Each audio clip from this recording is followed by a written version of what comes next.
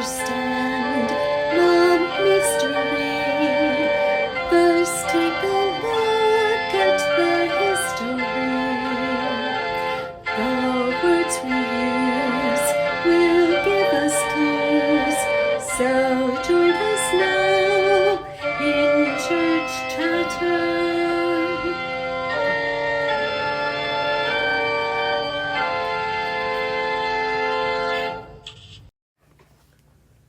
Welcome, everyone, to the Church Chatter podcast, where we unpack a different church word or phrase each week. I'm Dillon. I have a Master of Divinity, and I'm an ELCA Lutheran pastor. I'm Sam. I have my doctorate in language and culture, and I study religious linguistics. So today is episode 36, and it's Pride Month, which feels like a really good time to debunk that Christian phrase, family values. I think it's related, right? You want to just jump into it? All right, we're going to talk about how it found its way into political and kind of like ethic moral rhetoric. We're going to talk about its connections to religion and specifically Christianity in the United States. And then we'll talk about why it is crap. Oh. Why it's terrible. I think it's terrible. Do you agree? I agree 110% that it's terrible. All right, so politics. This phrase, family values, it has its roots, like I said, in this like moral political space. Moral political rhetoric. It took me a long time to understand that word rhetoric, and now I teach it, so I use it a lot. But it's not like that's not a common word, right? No. Yeah, I was in rhetoric classes in college, and I didn't understand what it meant. But now I teach it, so I understand it very well. It's one of the great medieval subjects. Yes, there is not a college-educated person alive who has a bachelor's degree or higher who doesn't take classes in rhetoric. It's a requirement of a bachelor's degree, and it has been since Aristotle's time. So if you understand that word, if you've ever taken a rhetorical analysis class or like English and rhetoric. Anyway, so this phrase, family values, has its roots in moral and political rhetoric, especially in the United States during the late 20th century. So this phrase and concept has been around for centuries, right? This concept is not brand new, but it became popular as a kind of political and cultural slogan, if you will, in the 1970s and 80s. And we have to say it emerged in conservative political movements. I feel like I say this every episode. I'm like a broken record, but politics and religion are inseparable, right? Especially, so if we're talking about family values, it really became popular in the political world, but it drew on Christian discourse, which we'll talk about. Right, and we'll also talk about there was a division specifically in the late 1960s, beginning in the 1970s, with Christian churches in particular, some that have been very traditional and conservative or fundamentalist, pushing back against more of an inclusive understanding of the family. While at the same time there was more inclusive or liberal or progressive Christian groups and denominations that were looking into or permitting or allowing things like, in the 1960s and 70s, women's ordination and a different understanding of the family. So it was actually happening in politics, but it was also there was kind of a division between Christians in how they saw family values, how they saw the household. And this is not just something in Christianity. Christianity, in our context in the United States, impacts culture, and culture impacts Christianity, right? Those things cannot be separated. This was also happening in Judaism as well during this time. Well, we can't negate the fact that feminism was really on the rise during those decades as well. So anytime there is a movement, there is a backlash that is equal and opposite, all right? What's that physics law? Is Newton's law of motion. Every action will have an equal and opposite reaction. If I'm right about that, that's pretty impressive. That's pretty impressive because I forgot that in Science 101. But, so it was popularized by the religious right. Ronald Reagan is a big name that pops up, right? The religious right.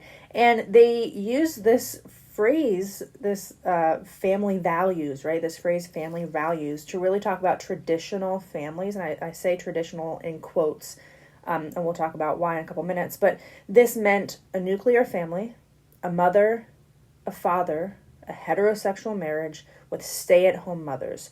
And this, so things like divorce, if you were in an abusive or unhealthy marriage, right? Feminism, queer rights, and just plain old secularism. These were seen as responsible for the moral decline of family values. And Dillon hears me say this all the time. I will never stop screaming from the rooftops. White middle-class housewives in the 1960s, 1950s even, were highly medicated. When we talk about family values that keeps the woman in the home, I've seen statistics that say 1 in 3 women were prescribed a tranquilizer like Valium during these decades. They were known, it was known as the Valium treatment. Right. Again, white middle class, I don't want to speak for all because Black women also have a very specific experience in the context of feminism and Christianity and all these things. But this idea that a white man and a white woman get married and they have 2.5 kids or however many kids, depending on the time period, right? But women at home, again, it is beautiful if a woman stays at home. By choice, by necessity, whatever it is. And yet, we can't ignore the fact that throughout history, women have been heavily medicated because stay-at-home wives and mothers were not well. And Dillon and I know this to be true because we both have had long periods of time home with our children. It's wonderful and it's maddening. It can make you crazy. Simultaneously. Yeah. Before we dig in too much, yeah, can I offer these 2 quotes? I only have one more thing to say. Go for it. So the 1992 Republican National Convention, so we're talking about this phrase in politics, family values, a huge thing happened. I mean, you could really break it down. We could do multiple episodes on how this came into being, but a huge thing that happened was in 1992, do you know about this? Yeah. During the presidential campaign, the then vice president, do you know who it was? Yeah, Dan Quayle. Yeah, Dan Quayle. I like to quiz Dillon on presidents and vice presidents because he always knows them. I'm a presidential Nerd. historian nerd. So Dan Quayle, who was the vice president, he gave a speech where he criticized the TV show, if you know about it, called Murphy Brown. And he argued that the show, which portrayed a single mother, and this is a quote, mocked the importance of fathers and sent the wrong message about family values and responsible parenting. So this show where there was a single mother, and I believe she was a single mother by choice in this show. She had a kid by herself. And during the campaign in 1992, that was a huge thing. And this became a talking point well into the 1990s. This was a huge thing, right? So I also am pretty sure, don't quote me on this, I'm almost positive that he came out with a public apology for that. I should hope so. Mm-hmm. I should hope so. Yeah. Yeah. So this really negates. Well, go ahead with your quotes. Just so as we move forward here, and we're talking about family values and the nuclear family, like Samantha was talking about, and we'll get into some politics, specific politics to America, but to the United States, that is, and also some Christian evolution around this, and also some biblical stories. I just want to remind us of these 2 quotes. One of them comes from what is known as Focus on the Family, and Focus on the Family is kind of a conservative evangelical association that promotes family values on the radio, on TV, through periodicals such as magazines and other types of things. They also advocate in states and federal government to promote family values. And this is what the conservative evangelical Focus on the Family quotes. This is about a quote from about 20 years ago, but their values are still the same today. You can look them up on their website. It says, Focus on the Family attempts to turn hearts towards the home by reasonable, biblical, and empirical insights so people will be able to discover the founder of homes and the creator of families, Jesus Christ. End quote. That's a quote from Focus on the Family. It's saying that Jesus Christ was the creator of families? Yes, the founder of families, and putting that on. That's what Focus on the Family says. Now let me quote to you what Jesus of Nazareth, whom Christians, including Samantha and I, would say is Savior and Lord, quotes in St. Luke's Gospel, chapter 14, 25 through 26. These are words coming and recorded to have been said by Jesus. Jesus of Nazareth says, "If anyone comes to me and cannot hate his own father and mother, and wife and child and brothers and sisters, yes, and even his own life, he cannot be my disciple." Those two things. Now, we can dig into what Jesus was talking about, the context that he was talking about. We could talk about that. That's another episode. But the very thing that Focus on the Family, the conservative, fundamentalist, evangelical association of Focus on the Family, is talking about Jesus being the founder of this nuclear family. And Jesus himself, or at least it is recorded in the Gospel of St. Luke, is saying the exact opposite of what this fundamentalist evangelical traditional family values association is trying to relay. I'm having this epiphany too right now. So Christianity, Judaism, the Bible is geared towards the oppressed. I feel like we've made that pretty clear in every episode. I don't think I have to defend that now. I feel like if you've listened to many episodes, you know where we're coming from. It's geared towards the oppressed. If you don't align with the oppressed or you're not the oppressed, then you're going to miss it. You're going to miss the grand themes of the Bible, of this faith tradition. And I'm really going to try to make this connection. Tell me if I make it clear. Okay. So I think about the queer community, the LGBTQIA plus community, lesbians, gay people, bisexual people, transgender people. So there's this author, her name is Liz Gilbert. She wrote Eat, Pray, Love. She's written many other things. That's what she's most well known for, Big Magic. She has a book coming out where she left her husband and she married her best friend, Rhea. And these two women were married. Rhea died of cancer, and she was also an addict. She was in recovery, but as she was dying of cancer, she relapsed. And it was very difficult for Andrea to care for her, both in her active addiction as she was dying and because of her cancer. And it was very aggressive. She was definitely dying, and she did die. And Liz Gilbert talks a lot. I'm excited to read her book. It comes out in the fall. But she talks a lot about how as she was caring for Rhea, her partner, her wife in the end, many of Rhea's ex-girlfriends were there. And then the same is true with Andrea Gibson and their fiance. They're not married yet, but Megan Falley. Andrea Gibson has cancer and it's incurable. So she is in an active state of dying, I believe is how they would describe their life. Yeah, I think I said she, but it's they. And it's the same thing with them. I've heard Megan Falley talk about how Andrea's ex-girlfriends have been there to help kind of walk them through this. So what I'm saying, I hear this over and over again in the queer community. There is something about, I think about myself. If I, heaven forbid, were to be sick tomorrow, it would be my family.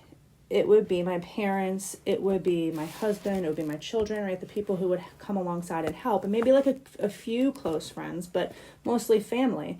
But in the queer community, because there's so much tragedy and there's so much loss and there's so much rejection from your nuclear family, from the family of origin, these like exes, ex-boyfriends, ex-girlfriends, ex-spouses don't leave. Like in the straight community, whenever there's a breakup or a divorce, that's it. It's done. It's cut off. But there's in the queer no staying community, friends.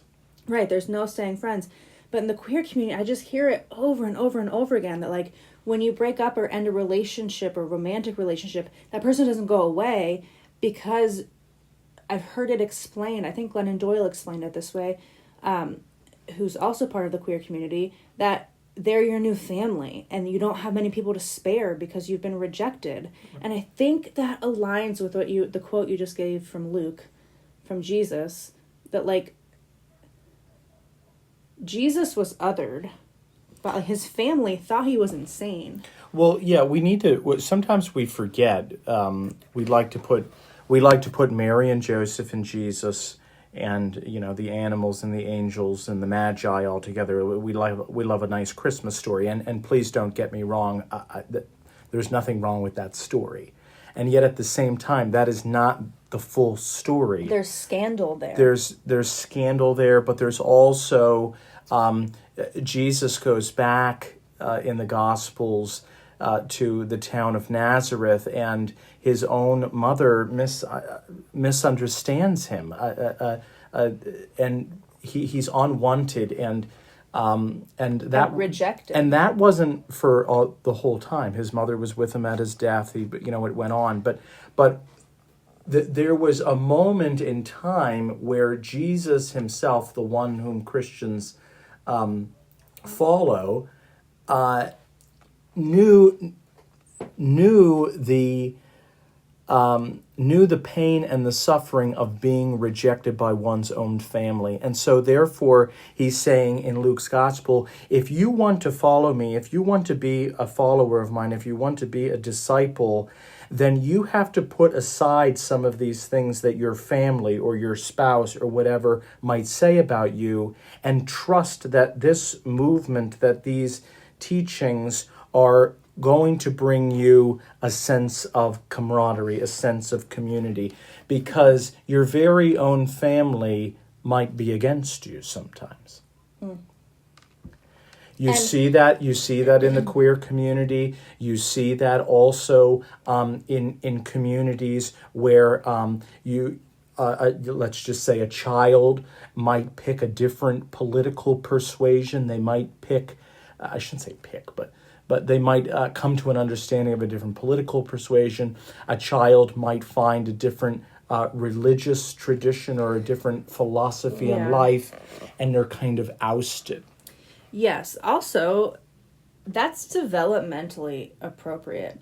Show me an adult over 30 who hasn't differentiated themselves from the people they came from. There are some of those people out there. I don't know a single one. Do you? Yes, but I'm not going to talk about it here. I don't know any. You'll have to tell me who it is. Every adult I know of has either shifted politically. I'm not saying radically all the time, but they've either shifted politically, religiously. They are raising their children somehow differently than they were raised, right? Because I believe, and I've heard a therapist say this before, it is developmentally appropriate. Like, we talk about development as if it ends in early adulthood, but there are developmental milestones that go on until we die. And one part of adulthood, especially in like 30s, 40s, 50s, is to differentiate yourself from who you came from. That's normal. It's even required of you as an adult. So there's that, right? But then there's people, like people in the queer community specifically, but a lot of different people who have straight up rejection from their family. And Jesus too. Jesus was rejected by the people he came from. And because I really care about language, something Dillon does in church, something I do with my college students when it comes up, there are a lot of different kinds. When we say family values, that can be so harmful to people, and language matters. There are single parent families. There are families with 2 moms or 2 dads or trans parents. There are interracial families. There is an increasing number, for a lot of reasons, of grandparents raising children. Mm-hmm. So whenever you talk to children, or really just anybody, to make the assumption and say mom and dad can do a lot of damage, and it can bring up a lot of trauma for people. Something Dillon does at church whenever he talks to the kids is he doesn't say mom and dad unless he knows all of the kids who are there has a mother and a father in the home. That's different. But if there's kids that he doesn't know their situation, he'll say caregiver. Like the person who takes care of you. Not even the people who take care of you, because that's assuming there's more than one parent, and there isn't always. Oftentimes there's not in certain communities. So I think that's important. I think that's really important. And I do have that. I have in our own church as a pastor, we have families that look like all of which Samantha had said. We have divorced families. We have children who are being cared for by their grandparents. We have couples who are husband and wife. We have gay couples. We have couples who are together and live together and raise children together, but not married. Correct. We also have many step-parents. Many parents who are step parents. We also have many parents who have adopted a child. Yeah. And so we're working with a diversity of different families, and I'm very cognizant of how the terminology that I use. I know for instance, specifically for my confirmation students, I have 6 of them this year, and actually this Sunday they're being confirmed. I'm very excited about that. And I think every time I write a letter to their parents, or I send a letter home with them, or I send a letter in the mail, I always put on it, I don't write dear parent or dear parents. I say parents, guardians, and caregivers. I try to cover it all. Some people might have parents. Some people might be taken care of by a guardian. Some people might be taken care of by a caregiver. That could look like many different things. Yeah, I think about how our girls are in dance class, and I think about our church, and there are a lot of kids on different sports teams or whatever where they have a mom and dad in the home, but it's the grandparent who takes them to soccer practice. It's the grandparent who that letter should be addressed to, right? Mm-hmm. Like, the point that we're trying to make here is families are very, very diverse. Anything to add to that? No, I just think that when we're talking about family values, you can no longer, nor I would argue have you ever should have, looked at the family as this neat little 1950s American family with the picket fence and the Cocker Spaniel and the mom and dad and the daughter and the son. And I mean, that is a family, and it's a beautiful family, and yet that is only one family in the multitude of pluralistic families. And that family structure is also capable of causing harm. Those decades where that nuclear family was at an all-time high and divorce either wasn't permitted or wasn't practiced, even whenever it was permitted, women who were stay-at-home mothers and wives were heavily medicated. Fathers were drunk a lot and then violent because of their drunkenness, because they were overworked trying to provide a loan for their family. It just wasn't great. And then let's go back even further than that, and enslavement comes into the picture, and that's part of the household, the family values, which we are going to talk about in a little bit. And we also saw the height of this family value. Some people might get upset with me for saying this, but this was also perpetuated through the media. And it was very much perpetuated through Hollywood at the time, in that they promoted shows, for instance, like Leave It to Beaver. Where the mother is very happy in her apron making muffins. So that is not a very realistic family life. And it wasn't until later that you started to see things. I mean, when the Brady Bunch, which has its own questionable things, but when the Brady Bunch came on the air, the Brady Bunch was scandalous. It was radical, yeah. Because it was two different families coming together, which was, everybody knew that was always a reality, but not on TV, and not in promotion. Step-parents are an unsung hero. There was this, and again, that show has its own issues, but you started to see these things perpetuated. Yeah, well, that circles back to the vice president, Dan Quayle. Good old Dan Quayle. As we got more people on TV shows showing diverse families, like a single mother, like step-parents. That's why it becomes political then, is because people don't, right? Like, again, the media, everything is about everything. Politics and religion are not separate, but the media and television and culture and politics are also not separate. So politicians didn't like whenever the media started to show more diversity in families and be more realistic about the actual culture that it represents. Do you know who the president was when Dan Quayle was the vice president? Oh, okay. I hate when you ask me questions. George H.W. Bush. I hate when you publicly ask me questions I don't know the answer to. Come on, I that's hate fun. it. George H.W. Bush was the president when Samantha and I were born, and so that's why I always like to ask it. Okay. When did he become president? He became the president in 1989. No, excuse me, 1988. From 1988 to 1991, and then he actually in this campaign in 1992 they lost to good old Bill Clinton. Okay. So clearly family values and politics, right? But how did we get here? I actually couldn't tell you how Christianity and family values got like intermingled, because if you're listening with kids, don't. 3, 2, 1. Okay. If the Adam and Eve story is taken literally, then their children had to have sex with each other. So incest would have had to be part of the story. If Adam and Eve were the first people, right? So there's not family values and that story is taken literally. Abraham impregnated his slave, who was not his wife.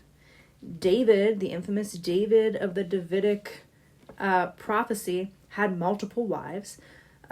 Solomon, who came next, had hundreds of concubines. Mary was an unwed pregnant teenager. What a scandal. Dillon already talked about this, but Jesus was unwed and without children. And the Gospel of Matthew even talks about Jesus rejecting his family. Paul, who believed that Jesus was coming back very soon, so there's reason for this, but Paul aligned himself against marriage and told people not to get married. What's the point? My point is, do you have any more to add there? I feel like No, there are, but that's a good list. The Bible has a complicated view of a family, to say the least, right? The Bible also says, also states in the Gospels that marriage. Now, again, it was mostly talking about a marriage between a man and a woman at that time. I'm not saying it didn't, but also even marriages at that time allowed for other types of things. But what it is saying is marriage is an earthly estate, meaning that marriage is a coming together of two people for a multitude of different reasons, and that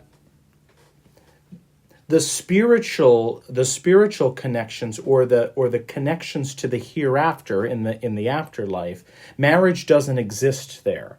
So the idea of like marriage being this like higher level thing, that if you're married, it is a higher spiritual level or a higher spiritual place to be. In the very Gospels, it states that is not the case, that marriage is an earthly estate. It is something that we come together while here in our earthly life, and we union together for a multitude of different reasons. But that has no extra special spiritual connection to God or to the afterlife, because some religious traditions have connected, well, if you are married, marriage is so special and so good that you even get to carry it into the afterlife, and you're better than people who are not married. In Jesus's teachings, he's actually saying the complete opposite of that. It's an earthly estate, it is indeed good, but it doesn't make you more special, and it doesn't have anything to do with the afterlife. Yeah, I think episode 6, so way back in the beginning, we did an episode on marriage, so we really dived into it. But don't think that we're like, both things are true. Marriage is not superior in any way to not being married. But it's also not nothing. It's also not nothing. It's a very beautiful... So Dillon went to work today, and our daughters are with my parents, and they slept over last night. And it's summertime for me, and my book edits have been handed in. I'm done teaching classes. So I had today with no responsibilities, and it was fantastic. It was such a good day. I spent the whole day by myself. I did all kinds of things. It was wonderful. And I thought, wow, if every day could be like today. I'm like the best version of myself when I'm by myself. And yet, whenever my family is home, there's an opportunity for the parts of me, I'm trying to really word this well. There's an opportunity for the parts of me that need healing to come to the surface because we are tested in community and in family. So whenever our children are here wreaking havoc and I lose my mind and yell, it provides me the opportunity to stop and see why I'm so triggered about something and to reflect and bring that part of me to the surface to work on it. Does that make sense? Yeah. If we're by ourselves all the time, then we have to be a lot more intentional about how to heal. But if you live with somebody close, whether that's a partner or children, or for me, it's in the context of marriage is where a lot of my stuff comes to the surface, so there's a depth to it. It's not the only way to get depth. It's not the superior way, but there is something to marriage. So we're not saying that marriage is nothing.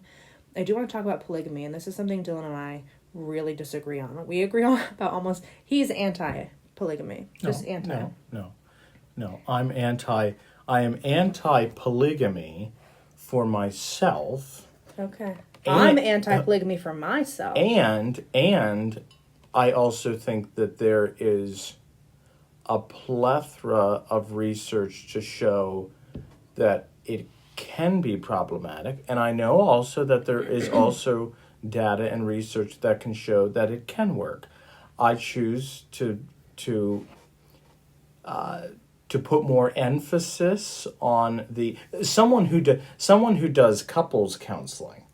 Mm-hmm. Someone who does couples counseling as a pastor at a very general basic level, and premarital counseling for those who are preparing for marriage, which again, let me emphasize, is a very beautiful thing. I think the more marriage we can have, if people are coming into it in a mutual agreement, that's wonderful and beautiful. I've just seen a lot of, in my area of work, I've seen a lot of couples that have had affairs and jealousy issues and bringing another person into the marriage when they're not wanted. Mm-hmm. I have witnessed a lot of that. And what I'm saying is, if a couple wants to be polygamous and open a marriage and they're both on board, well, that's a conversation and that's a separate thing. But the couples that I have offered pastoral care to, most of the time, that is not something for everybody. That's just what I'll say. Yes. That is not something for everybody. Yes. And there aren't very good examples of it good examples of it in uplifting it in the Bible. Or historically. What happens with polygamy, because we're talking about family values here, right? So we're going to talk about all of it. What happens with polygamy, inevitably, is it ends up being a man with multiple wives, and it becomes just this patriarchal thing all over again. You see it in cults, you see it in some religions, right? It just gets weird. I'm not 100% pro-polygamy, but I do find there's something interesting. So in the context of marriage, what I think is really important about marriage, and I've been married before and divorced, so I'm not saying this from a high pious kind of place, but in a healthy marriage, sometimes there are marriages you have to leave. I get that. I've been there. But in a healthy marriage, there is something to having no exits. Parenting is the same way for most people. There's no exit. And there's something about being required to stay. It provides, right? So, hold on. So, ahead. With polygamy, I do think there's something, our culture lacks community. Churches are on the decline, volunteer groups and book clubs are on the decline. And we've put so much pressure on this family values idea that we think your family is where you should get everything. Your spouse, your children, inside your home is where you should get everything. All the emotional, financial support, the care, everything. And that's not working. People are tapped out. We're maxed out. We're barely being able to afford things, right? Like middle class. Our energy, right? Parenting is very difficult. If Dillon and I didn't have grandparents helping us, I don't know what we would do. I would be a stay-at-home parent on Valium right now is what we'd have to do, and we'd barely be making it by financially because I wouldn't be working. It'd be awful, and it'd just be awful. So thank goodness we have great parents and grandparents to our children, but what I'm saying is you can't go to the nuclear family for everything, and there's something about polygamy. So we have a friend who lives on the West Coast, and she said polygamy is just like rampant there, and culture tends to start on the coast, the East Coast and the West Coast, especially like California, New York, right? And then it works its way inward. So I think in the next 10 or 20 years, we're going to see a lot of polygamy. If you watch the show on Paramount Plus called Couples Therapy with Dr. Orna, which is such a great show. It's an excellent show. It's an excellent show. But she does once in a while couples counseling with polygamous people. And something that is really beautiful is you can see that some people, like usually groups of 3, they're really trying to figure out how to have a really intimate commitment kind of structure in a communal way. They're trying to figure out how can I be committed to multiple people in a serious way.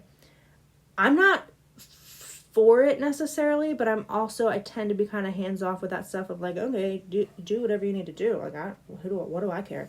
But you know what I mean? There's something about it. As a person, I'm making very definitive statements here. As a person and as a pastor, a Christian pastor, I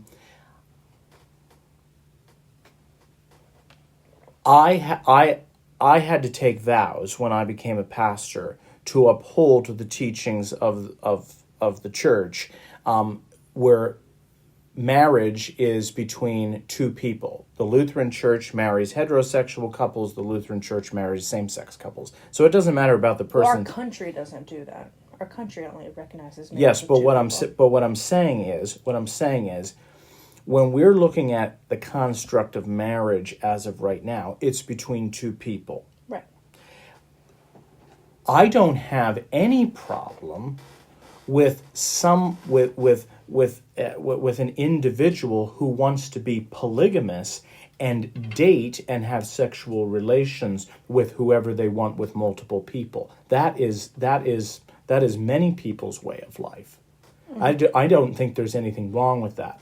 Where I think it gets very complicated is... Oh, it's all very complicated. Well, it is all very complicated. When you say, well, I would like to be with this one person as a committed person in a marriage or in a committed relationship, and I want to have... Person. See, that's it provides an exit that could be unhealthy. That's where I, as a person and a pastor, would say, not in a binary way, but, okay, well, let's try to look at maybe focusing on one or maybe focusing on the other. Listen, I can be abstractly very open, but as soon as a friend of mine were to come to me and be like, hey, I think I'm going to open my marriage, I'd say, hell no, you're not. That's crazy. Yeah, I wouldn't.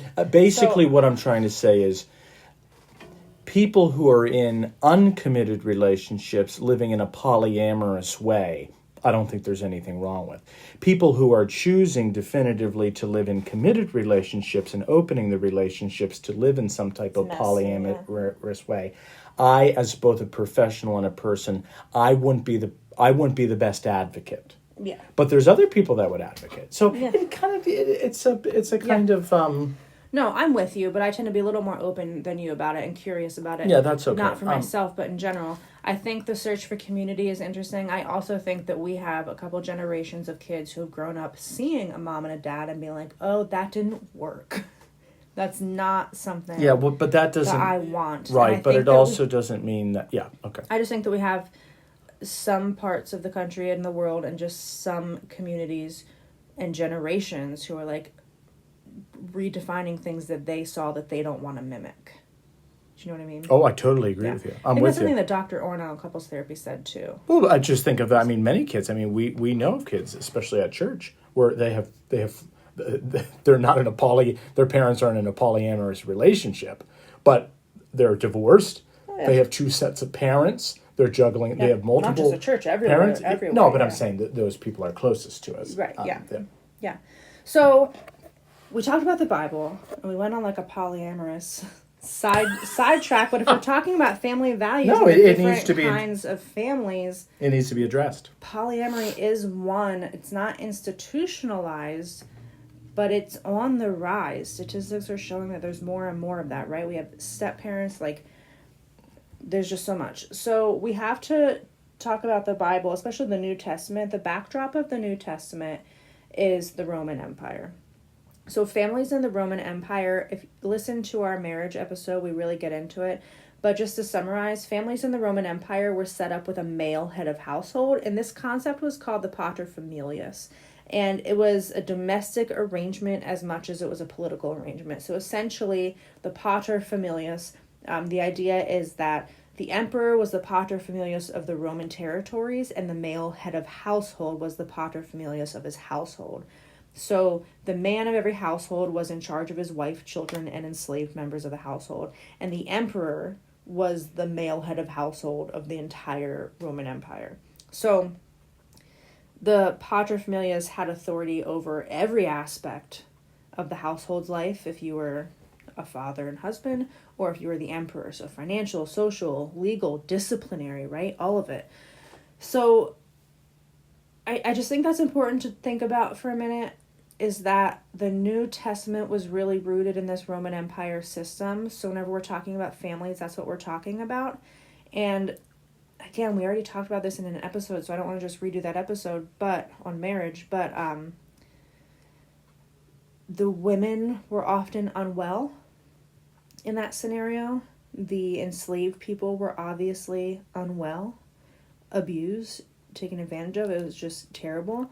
So we really need to be careful talking about family values, about, especially in a Christian setting. Like, what are you saying? You want a male head of household, but you know what that means? It means power. And when somebody has power, that means inevitably somebody's being oppressed. And that's a problem. We can't normalize that. Well, and the paterfamilias system or structure that we see coming out of the Roman Empire, and had some, and was, like Samantha said, was woven into some of the books of the New Testament, not because they were clearly in direct teachings from Jesus, but because they were cultural teachings of that time coming out of the Roman Empire. We see this also in the Christian right movement in the 1970s and the early 1970s, where the Christian right, so Christians who were right-wing, conservative, right-wing and politically conservative, were against what was called the Equal Rights Amendment of 1972. And in 1972, the Equal Rights Amendment came out and was giving equal rights to men and women, and kind of bringing this idea of equality in the early 1970s. This, for religious conservatives and the Christian right, was an offense to a kind of modern paterfamilias system, in that you no longer have the male head of household. Now you're saying that women are equal with men. God forbid that would happen. There's questions about who can work and who cannot work. Outside the home. Thank you for correcting me on that. And then in 1973, you get that the Supreme Court made a decision on Roe v. Wade that a woman has a right to privacy to choose in her fundamental health care decisions, which would be to seek reproductive care. And so 1973, you get Roe v. Wade. 1972, you're getting the Equal Rights Amendment. Oh, these are big things. Now women are able to make private decisions about their health care and their reproductive system. That can't be, the religious right is saying. And also you can't have an Equal Rights Amendment that's saying that women are equal with men.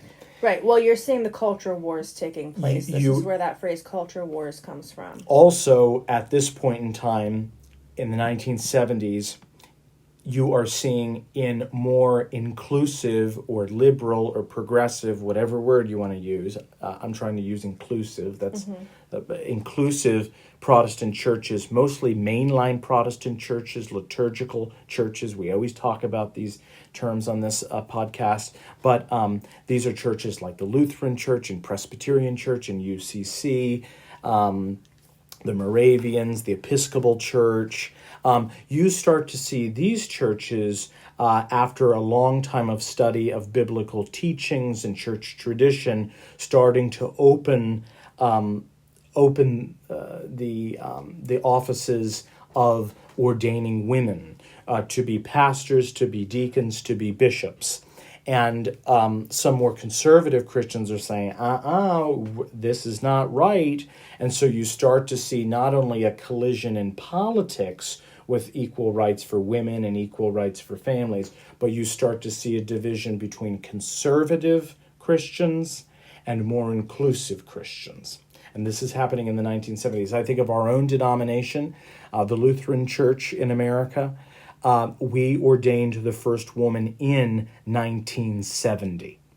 So we actually ordained the first woman 2 years before the Equal Rights Amendment and 3 years before, 2 or 3 years before Roe v. Wade, before a woman had the right to privacy to choose. Did Lutherans ordain gay people before Obama legalized gay marriage? Well, Obama legalized same-sex marriage in... I was in college. I think it was 2013. Yes, the Lutheran Church opened... It's all right if you don't know. No, it was in 2009 that the Lutheran Church started to ordain LGBT people. So that was before even same-sex marriage was permitted across the United States. Do you remember, was it Obama's first or second term that he legalized gay marriage? Second. It was the second, so I was out of college. And it wasn't him that legalized it. It was the Supreme Court. But it was under his... Yes. Mm-hmm. So you start to see these different types of people saying, no, it has to be this one way and only this one way, and then other groups that are saying, no, there always has been an inclusivity. There always has been a diversity of the family, a diversity of who can be serving. Yeah. And so you start to see these major divisions. And if you actually look back, I have a note here. Some of the first Christian groups to ordain women and LGBT people were the Congregationalists in New England, which are now the United Church of Christ. So the UCC in the Christian realm of things, the United Church of Christ, the UCC Church, which houses the Congregationalists and the Reformed traditions, they are the first Christian denomination to marry a same-sex couple. They are the first denomination to ordain a woman. And out of that, which used to be much more Christian and are now kind of a pluralistic tradition, are the Unitarian Universalists. They were very early to have a broader understanding of the family, ordain women, and ordain LGBT people. Yeah. Well, this phrase family values also has a lot to do with gender roles in the church and outside of the church. And I think about in United States, the transatlantic slave trade, which was just a horror of a thing. I read this book, so I was an anthropology and an English professional writing student in college, and in my anthropology class, one of my anthropology classes, I read this book called The Archaeology of Mothering.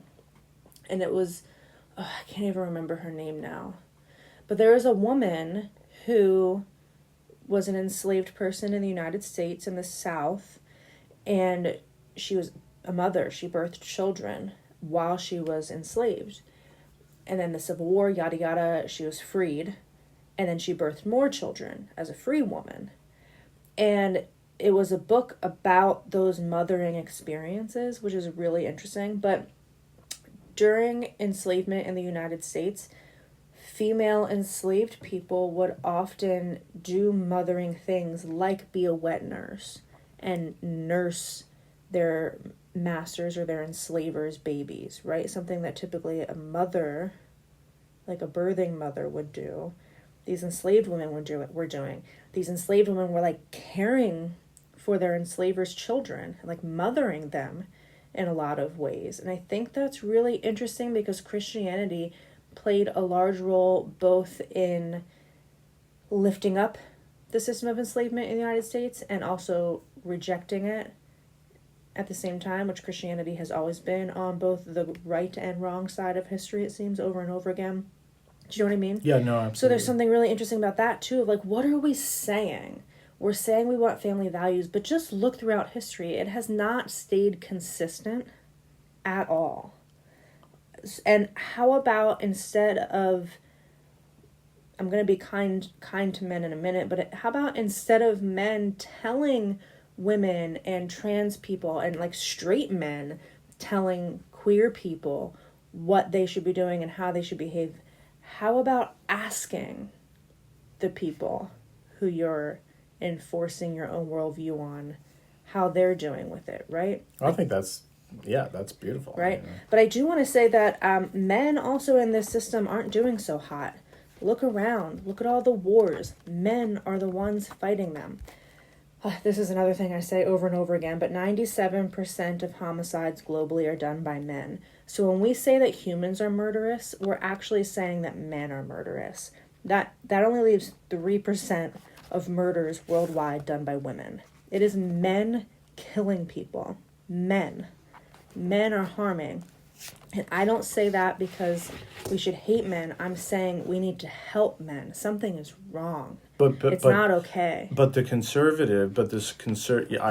obviously, you know that I'm with you 110%. But our argument on the other side, or the argument on the other side, I should say, from the conservatives or the fundamentalists or the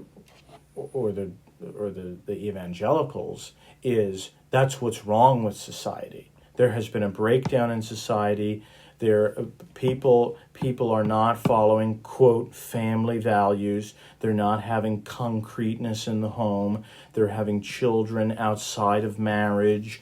It's just too messy. And when people like you and I, they would say, allow for all these different nuances and all these different quote, they would say, alternative families, that's what's messing up men's psychological and mental concerns. To which I would say, it's always been like this. We need to find a way to help mitigate this and remedy it and uplift men in the space. Not just men, though, everybody, because the fact of the matter is that families from the beginning of time have always been messy. They've always looked diverse. They've always looked inclusive. We have just decided over certain eras of time to validate a certain version. Well, validate, but also suppress other types of... Okay, I have so many thoughts about I know. manhood. So that's actually a correct assumption, though. Feminism, divorce, all of these things have made it difficult for men. Right. It has. Because we have had a paterfamilias, male head of household system where men tended to thrive. Listen, if I had a wife, I'd thrive too. I'd be way more successful than I am if I had somebody packing me lunch, doing my laundry, doing my grocery shopping, and raising my kids for me. I would make a lot more money. You do pack my lunch and you do laundry half the time. I was going to make a joke, but yes, men were thriving in some ways, but at what cost? At the cost of women, at the cost of enslaved people, at the cost of other members of their household. Also, men are more violent, like I just said. I have a million thoughts in my head. So, men need to... We've had... I'm trying to say it carefully.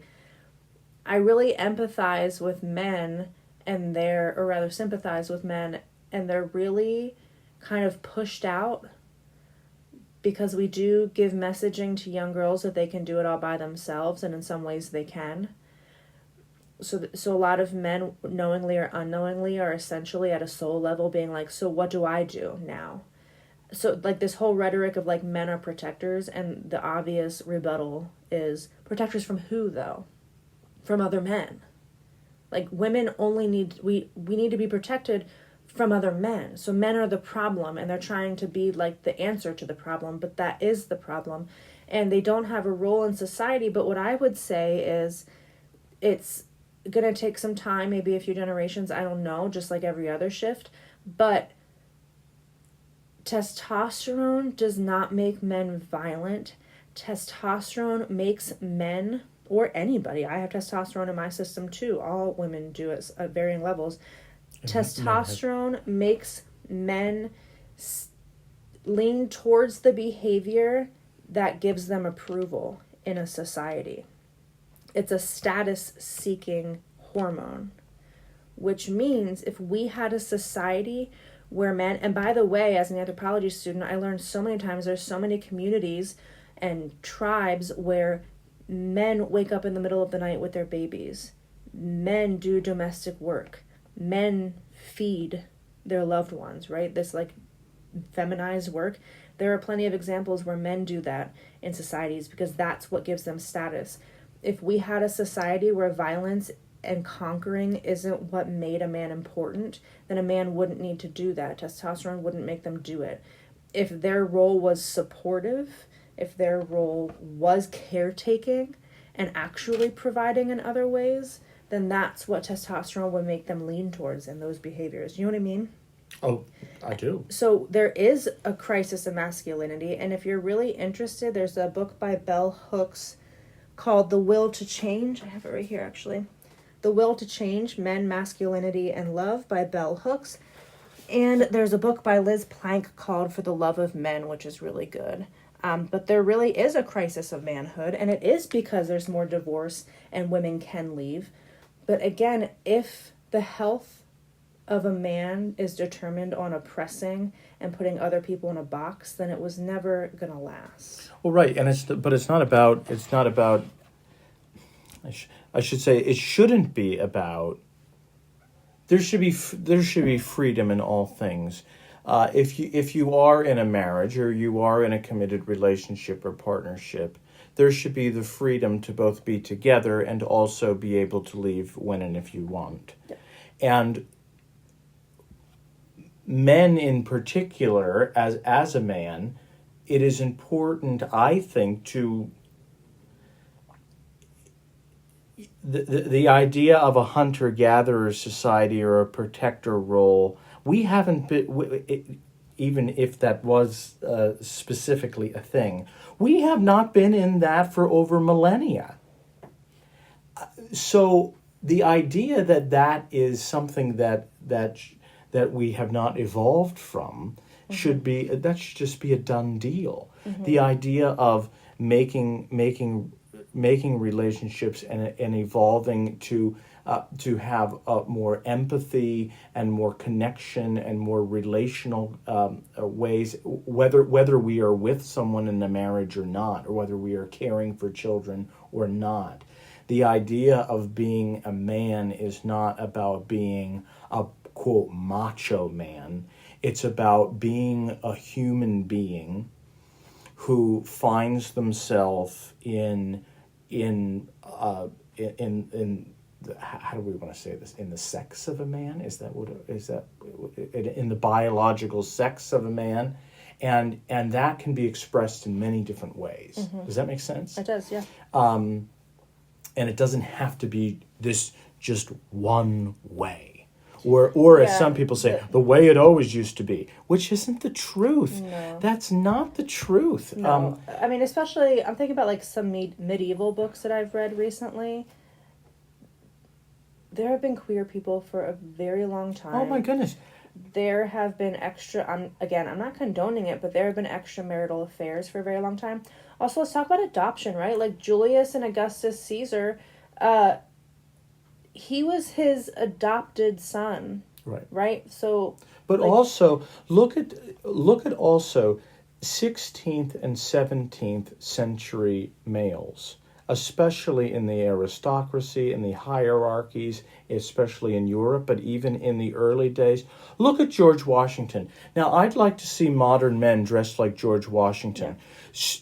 George Washington, history mostly tells us there was no question that George Washington was ever a person that was attracted to the same sex. He was a heterosexual man. That's what history tells us. That's what I believe. And also, the man wore lace. He wore lace. He wore stockings. Yeah. He wore We did an episode recently where we talked about all the gender roles. He wore shoes with heels on them. And he was also a general in the Continental Army. He was our first president. Did you already say wig? Yeah, he wore a powdered wig. I mean, funny. most straight men today wouldn't be caught dead in something like that. And what I'm saying is there is such a diversity of masculinity. There's a diversity of femininity. There's a diversity of I think of the queer community. I think of gender fluidity. That has always existed. And it should be included in all understandings. Let me I don't know if do you have closing remarks, or? Couple. Okay, I just want to say this one kind of last thing, and then I don't have much more myself, just to maybe piggyback off of some of Samantha's stuff. But I always go back to this. Every time I baptize a child at church, there is always in one of the prayers, there is always a passage from Galatians, from one of Paul's, St. Paul's writings in Galatians. And it always says, talking about baptism, and it's talking about coming into the family of God centered around Jesus. And it always says, you are no longer Jew nor Greek. You are no longer free or enslaved. You are no longer male or female. You are one in Jesus Christ. And so every time I baptize a child, I think you are being baptized into the inclusive diversity of a non-dualistic, non-binary community of the faithful of God, the gathering of people around the teachings of Jesus Christ. And all these distinctions that we have made for ourselves, or that come up, when God looks at us, yes, there are those distinctions. I'm not saying it's gobbledygook, flubber. But the weight we give it, but the weight we give it when it causes harm. And I think God sees us so differently. And the beauty of this, in terms of when people say it has to be strict traditional family values, that's what the Bible says, I would argue as both a human and a pastor to say, no, we have to look deeper.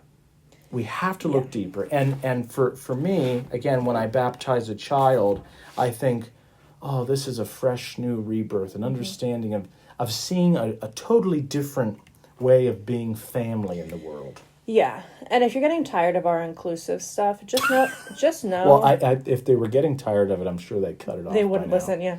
But just know that it is life or death. Queer kids are far more likely to kill themselves. And it matters. Not just queer kids, queer people. Yeah. It matters. It's life or death, right? So speaking about family values, like there's one structure for a family that can be healthy, is damaging. It causes pain. It causes harm. It's a problem. I want to say one more thing about family values that Dillon knows is something I can't stand. When corporate leaders, Dillon's laughing. When corporate leaders refer to their employees as family, I want to throw up in my mouth. I can't stand it. Make no mistake that patriarchy and capitalism are conjoined twins that cannot survive without one another. Patriarchy is falling. And there is a backlash right now, of course, but capitalism is also falling. These two structures were created and they harm women, they harm queer people. Capitalism was built on the back of enslaved members of households. They also take out people of racial minorities, people who are in poverty, people who lack appropriate health care. Yes. If patriarchy falls, capitalism falls. If capitalism falls, patriarchy falls. They both coexist. Capitalism could have never come on the scene without patriarchy because the male head of household is rude. It's so fundamental to the enslavement system. And one can't survive without the other, right? So, and it's all about oppressing. These systems oppress people. There's a species of monkey, the bonobo, So they are a matriarchy, right? And in the context of anthropology, people love bonobos, but they're a matriarchy. And whenever a man does something that they don't like, all of the female bonobos will come and circle and start making loud grunting noises and hit their chest, all to scare off the man, right? So it doesn't happen. It's a very rare occurrence. Because whenever you have a community who decides no, I know I'm talking about bonobos, but this is like they are very closely related to us with our DNA. But whenever you have a community who comes together and decides when there is an outlier who tries to commit violence, all of us will say no every time. And then what happens is, like bonobos, it doesn't really happen that often. When there is one outlier who tries it, man or woman, female or male, it just doesn't stick because it doesn't work. And whenever a society doesn't let abuse work, when you don't have systems that allow it, then it doesn't really happen, right? I know that's really basic, but I think it's really important. Patriarchy and capitalism, they oppress anybody who's not male with economic power. And that system is kind of falling. So if you work somewhere and they're like, we're a family here, just stop. If you are somebody who is a leader and you're like, we're a family here, I'd be curious to see just how family you are when there's budget cuts. What type of family is that? Yes. That's just if Dillon and I lost our job, one of us questionable. lost our job, or both of us lost our job tomorrow, nobody in our household is leaving the fold. But if there's budget cuts at your corporation or your company tomorrow, and they're always like, oh, we're a family, but then people are fired, that's not family. That's not how it works. I do believe that there are probably some places of employment where they are a family. Sure. Hell or high water, they are protecting each other no matter what. If somebody has a bad day or a bad quarter or a bad year or whatever, nope, we're coming alongside. But that's probably very, very rare. I've yet to see it or hear about it or read about it or experience it.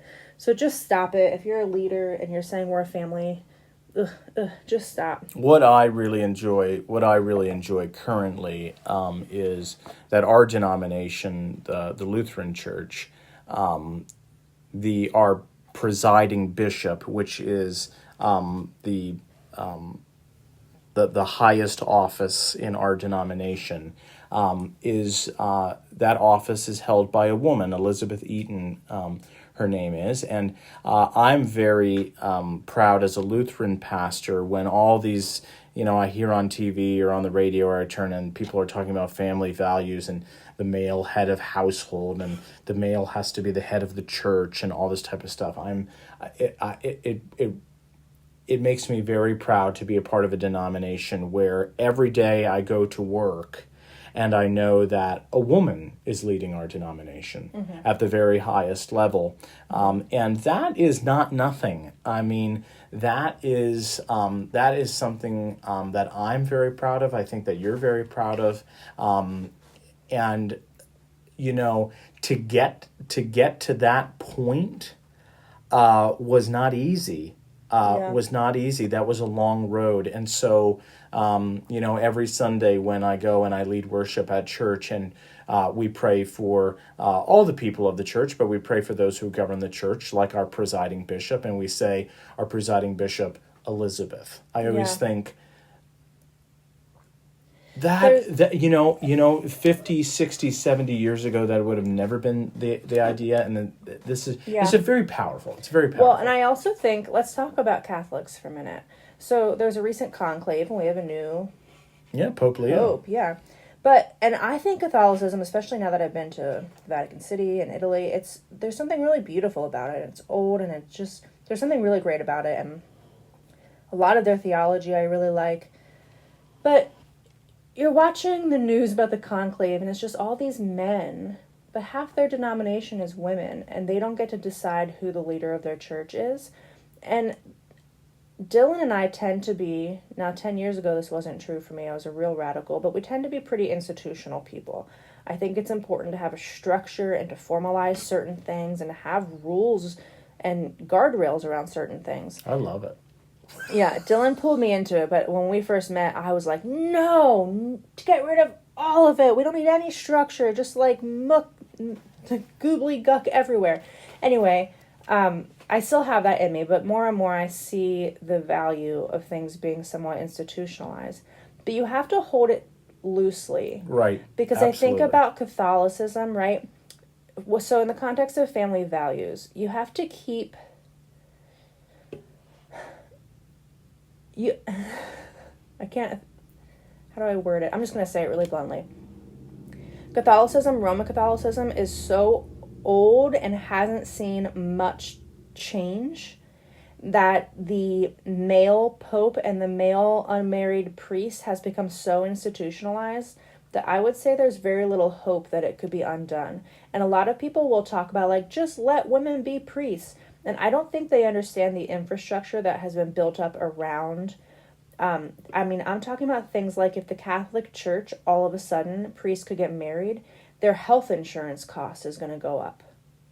Their entire structure. I even think about Dillon as a Lutheran pastor.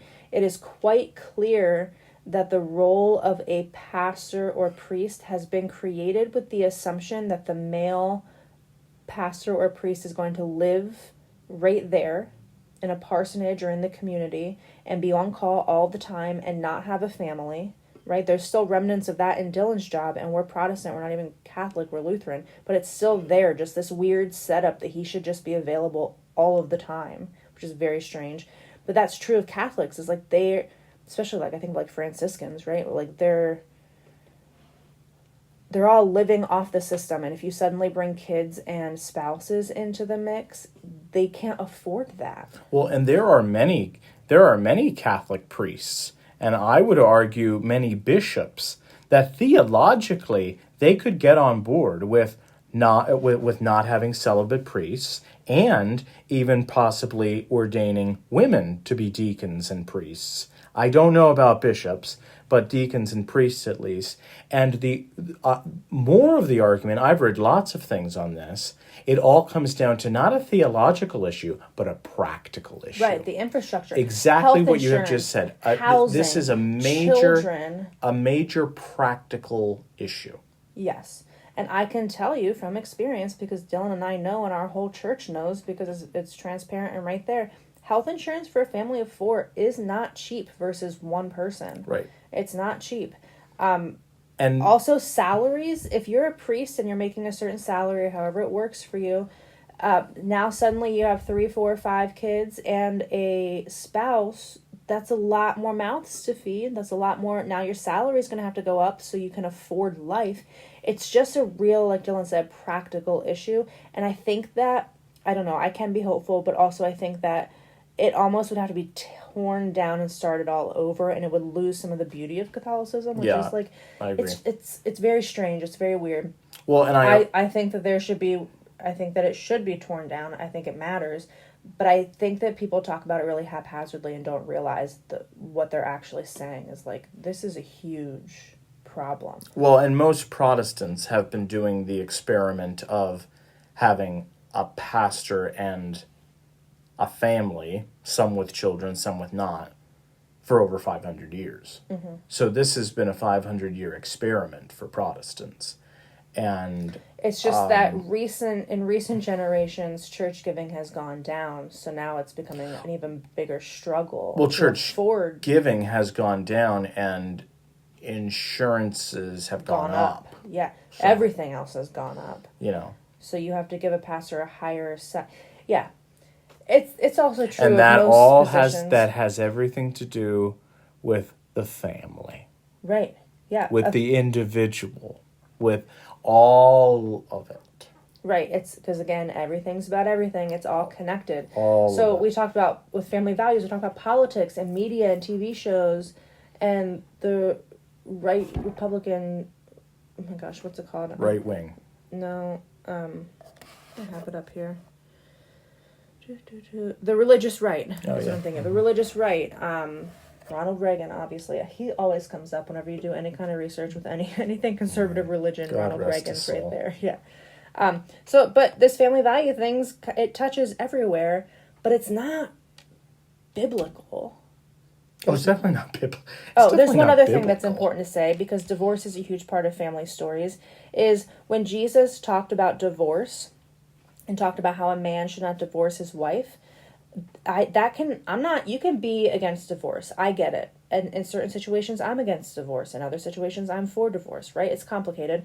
But we can't use Jesus telling men not to divorce their wives as a strict teaching on not divorcing ever, because he was telling men not to divorce their wives because a woman left without a husband or father or maybe brother, left without a man, was doomed to die. Well, they'd be destitute, and their Right, children would be destitute. Because there was no way for her to have resources. There was nothing, right? Her and her children would be out on the streets.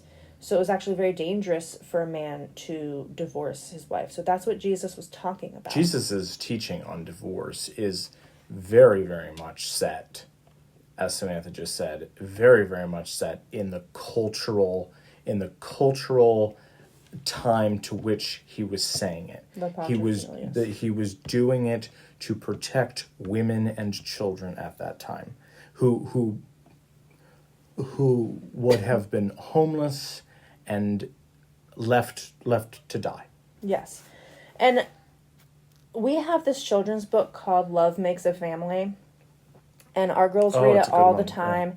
Yeah. It has parents and children. Some of them are in wheelchairs. Some families have 2 dads. Some families have 1 mom. They have grandparents. Some families have grandparents in the pictures, right? Interracial, like just any kind of family you can imagine, they're pictured in this book. And it matters because our children aren't even in school yet, and they're seeing any kind of family. And imagine if a child was in 1st or 2nd grade and another child made some comment about their 2 moms, right? That's terrifying. You don't want your child's family to be made fun of, so tell your kids there's lots of different kinds of families and all of them can be beautiful. We don't need to teach our kids this yet. It's age appropriate, but also all kinds of families can be damaging. Correct. Even families with 1 mom and 1 dad can be very damaging. All right, stay curious. Stay curious. To understand the mystery, first take a look at the history. The words we